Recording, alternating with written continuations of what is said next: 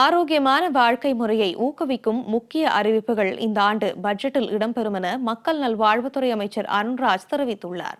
சென்னையில் புத்தக வெளியீட்டு விழாவில் பேசிய அவர், முன்பெல்லாம் அறிவார்ந்த சமூகம் இருந்தது என்றும் தற்போது படித்திருந்தும் முட்டாளாக இருக்கிறோம் என்றும் கூறி ஆரோக்கியமற்ற உணவு பழக்கங்கள் அதிகரித்துள்ளதாக கவலை தெரிவித்துள்ளார். பிளாஸ்டிக் கவர்களில் சூடான உணவுப் பொருட்களை வாங்குவதை தவிர்க்க வேண்டும் என்றும் புரதச்சத்து நிறைந்த உணவுகளை அதிகம் எடுத்துக்கொள்ள வேண்டும் என்றும் அமைச்சர் அருண்ராஜ் வலியுறுத்தினார்.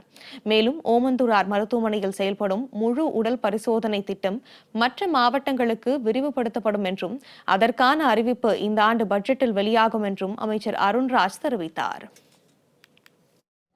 மாஸ்டர் ஹெல்த் செக்அப் முழு உடல் பரிசோதனை பார்த்தீங்கன்னா நிறைய ஹாஸ்பிட்டல் இருக்குது. ஆனால் சிறப்பாக பண்ணிட்டு இருக்கிறது ஓமந்தூரார் சூப்பர் ஸ்பெஷாலிட்டி ஹாஸ்பிட்டலில் நம்ம பண்ணிட்டு இருக்கோம்.